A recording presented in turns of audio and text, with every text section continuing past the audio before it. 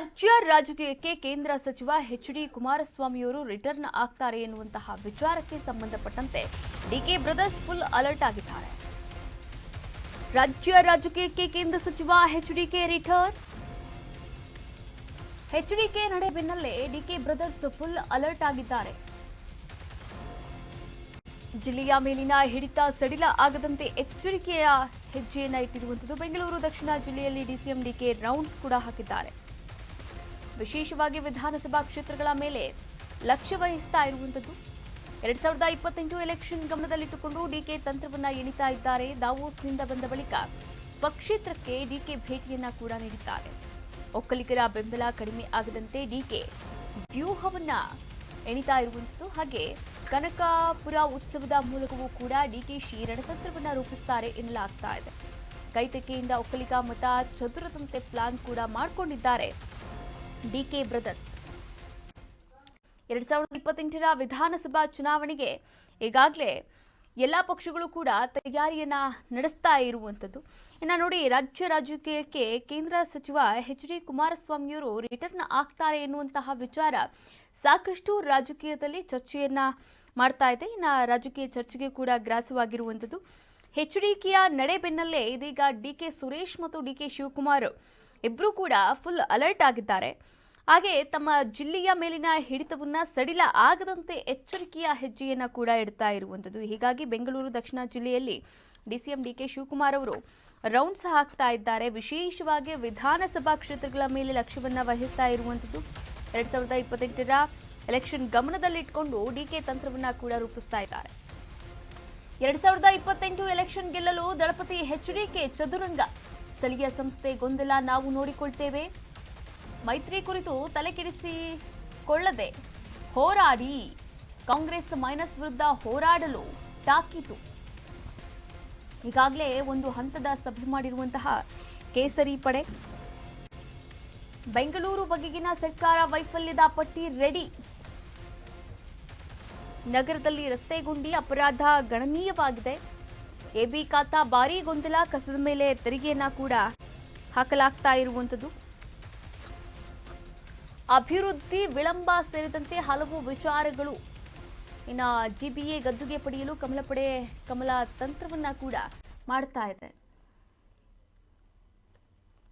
2028 election ಗೆಲ್ಲಲು ದಳಪತಿ H D. ಕುಮಾರಸ್ವಾಮಿಯವರು ಚದುರಂಗವನ್ನ ಆಡ್ತಾ ಇದ್ದಾರೆ. ಅಂದ್ರೆ ಒಂದು ಜಾಣ ನಡಿಯನ್ನ ಇಲ್ಲಿ ಮುಂದೆ ಇಡ್ತಾ ಇರುವಂಥದ್ದು. ಬೆಂಗಳೂರು ದಕ್ಷಿಣವನ್ನ ವಶಕ್ಕೆ ಪಡೆಯೋಕೆ ಪ್ರಯತ್ನವನ್ನ ಕೂಡ ಮಾಡ್ತಾ ಇದ್ದಾರೆ. ಇನ್ನು ಡಿಕೆಶಿ ಕೈಯಿಂದ ಗೆಲುವನ್ನ ಕಸಿಯೋಕೆ ಎಚ್.ಡಿ.ಕೆ ಒಂದು ರಣತಂತ್ರವನ್ನ ಕೂಡ ರೂಪಿಸ್ತಾ ಇದ್ದಾರೆ. ಇದರ ಭಾಗವಾಗಿ ಈಗಾಗಲೇ ಟೌನ್ಶಿಪ್ ವಿಚಾರಕ್ಕೆ ಹೋರಾಟವನ್ನ ಕೂಡ ಮಾಡ್ತಾ ಇರುವಂಥದ್ದು. ಇನ್ನು ಹಾಸನದಲ್ಲಿ ಸಮಾವೇಶ ನಡೀತು. ಆ ಸಮಾವೇಶದಲ್ಲೂ ದಳಪತಿಗಳ ಪವರ್ ಶೋ ಕೂಡ ನಡೀತು. ಒಟ್ಟಾರೆಯಾಗಿ ಕೈ ವಿರುದ್ಧ ವಾಗ್ದಾಳಿಯನ್ನ ಕೂಡ ನಡೆಸಿದ್ರು ಜೆಡಿಎಸ್ ಲೀಡರ್ಸ್ ಅಂತಾನೆ ಹೇಳ್ಬೋದು.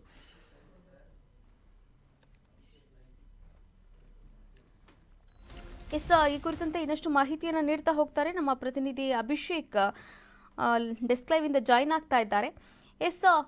ಅಭಿಷೇಕ್, ಈಗಾಗಲೇ ನೋಡಿ, ರಾಜ್ಯ ರಾಜಕೀಯಕ್ಕೆ ಎಚ್.ಡಿ. ಕುಮಾರಸ್ವಾಮಿಯವರು ರಿಟರ್ನ್ ಆಗ್ತಾರೆ ಎನ್ನುವಂತಹ ವಿಚಾರ ರಾಜಕೀಯದಲ್ಲಿ ಒಂದು ರೀತಿಯ ಚರ್ಚೆಗೆ ಗ್ರಾಸವಾಗಿರುವಂಥದ್ದು. ಆದರೆ ಈ ಕುರಿತಂತೆ ಡಿಕೆ ಬ್ರದರ್ಸ್ ಕೂಡ, ಅಂದ್ರೆ ಡಿಕೆ ಸುರೇಶ್ ಮತ್ತು ಡಿಕೆ ಶಿವಕುಮಾರ್ ಇಬ್ಬರು ಕೂಡ ಅಲರ್ಟ್ ಆಗಿದ್ದಾರೆ ಎನ್ನುವಂತಹ ಮಾಹಿತಿಗಳು ಕೂಡ ಲಭ್ಯವಾಗ್ತಾ ಇದೆ.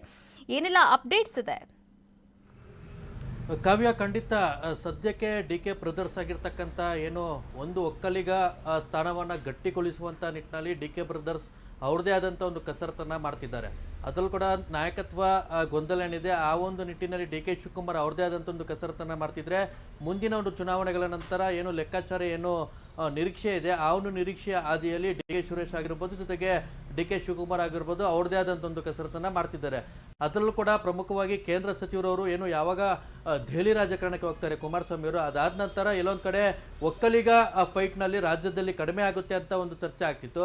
ಆದರೆ ಯಾವಾಗ ಎಚ್.ಡಿ. ಕುಮಾರಸ್ವಾಮಿ ಅವರು ಮತ್ತೆ ರಾಜ್ಯ ರಾಜಕಾರಣಕ್ಕೆ ವಾಪಸ್ ಆಗ್ತಾರೆ, ಸಕ್ರಿಯ ರಾಜಕಾರಣದಲ್ಲಿ ತೊಡಗಿಸ್ಕೊಳ್ತಾರೆ ಅಂತ ಒಂದು ಚರ್ಚೆ ಕೇಳ್ಪಡ್ತಾ ಇದ್ದೇವೆ. ಅದಾದ ನಂತರ ಡಿಕೆ ಶಿವಕುಮಾರ್ ಮತ್ತು ಡಿಕೆ ಸುರೇಶ್ ಕೂಡ ಅಲರ್ಟ್ ಆಗಿರುವಂಥದ್ದು. ಅದರಲ್ಲೂ ಕೂಡ ತಾವು ಏನು ತಮ್ಮದೇ ಆದಂಥ ಕ್ಷೇತ್ರದಲ್ಲಿ, ಅದರಲ್ಲೂ ಕೂಡ ತಾವು ಪ್ರಾಬಲ್ಯ ಇರುವಂಥ ಕ್ಷೇತ್ರದಲ್ಲಿ ಹೆಚ್ಚಿನ ಇನ್ನಷ್ಟು ಪ್ರಾಬಲ್ಯನ ಗಳಿಸಿಕೊಳ್ಳುವಂಥ ನಿಟ್ಟಿನಲ್ಲಿ ಮತ್ತಷ್ಟು ಜನರನ್ನ ವಿಶ್ವಾಸಕ್ಕೆ ತೆಗೆದುಕೊಳ್ಳುವಂಥ ನಿಟ್ಟಿನಲ್ಲಿ ಅವ್ರದ್ದೇ ಆದಂಥ ಒಂದು ಸ್ಟ್ರಾಟಜಿನ ಮಾಡ್ತಾ ಇದ್ದಾರೆ. ಅದ್ರಲ್ಲಿ ಕೂಡ ಏನು ಕಳೆದ ವಾರ ದಾವೂಸ್ನಲ್ಲಿ ಪ್ರವಾಸ ಕೈಗೊಂಡಿರ್ತಕ್ಕಂಥ ಡಿ ಕೆ ಶಿವಕುಮಾರ್ ಅವರು ನೇರವಾಗಿ ಕನಕಪುರ ಏನು ಉತ್ಸವದಲ್ಲಿ ಭಾಗಿಯಾಗ್ತಾರೆ. ಅಲ್ಲಿನ ಒಂದು ಪಕ್ಷ ಸಂಘಟನೆಯಲ್ಲಿ ಅವ್ರದೇ ಆದಂಥ ಒಂದು ಶೈಲಿಯನ್ನ ಮುಖಾಂತರ ಜನರನ್ನ ವಿಶ್ವಾಸಕ್ಕೆ ತೆಗೆದುಕೊಳ್ಳುವಂಥ ಒಂದು ಕಾರ್ಯತಂತ್ರ ಮಾಡ್ತಾರೆ. ಮೇಲ್ನೋಟಕ್ಕೆ ಇಲ್ಲಿ ಸ್ಪಷ್ಟ ಆಗ್ತಿದೆ, ಡಿ ಕೆ ಶಿವರಾಜ್ ಹೇಳಿ ಕೇಳಿ ಏನು ಲೋಕಸಭಾ ಚುನಾವಣೆಯಲ್ಲಿ ಏನು ಬಿಜೆಪಿ ಮಾಡಿರ್ತಕ್ಕಂಥ ಕೆಲವೊಂದಷ್ಟು ತಂತ್ರಕ್ಕೆ ಸೋಲನ ಹಾಕ್ತಾರೆ. ಈ ಬಾರಿ 2029ರ ಚುನಾವಣೆ ಮತ್ತು 28ರ ವಿಧಾನಸಭಾ ಚುನಾವಣೆ ಏನಿದೆ ಅದನ್ನ ಗಣನೆಗೆ ಇಟ್ಕೊಂಡು ಈಗಲಿಂದಾನೇ ಡಿ ಕೆ ಬ್ರದರ್ಸ್ ಅಲರ್ಟ್ ಆಗಿರುವಂಥದ್ದು, ಜೊತೆಗೆ ಒಂದಷ್ಟು ಸ್ಟ್ರಾಟಜಿ ಮಾಡುವ ಮುಖಾಂತರ ತಮ್ಮ ಒಂದು ಒಕ್ಕಲಿಗ ಓಟ್ಗಳನ್ನ ಮತ್ತಷ್ಟು ಭದ್ರಪಡಿಸಿಕೊಳ್ಳುವಂಥ ನಿಟ್ಟಿನಲ್ಲಿ ಅವ್ರದೇ ಆದಂಥ ಒಂದು ಲೆಕ್ಕಾಚಾರ ಆಗ್ತಿದ್ದಾರೆ.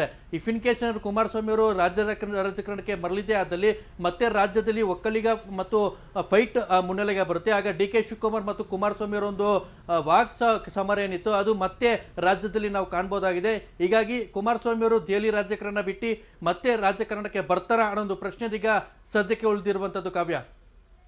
ಅಭಿಷೇಕ್, ತಮ್ಮೆಲ್ಲ ಡೀಟೇಲ್ಸ್ಗಾಗಿ ಧನ್ಯವಾದಗಳು.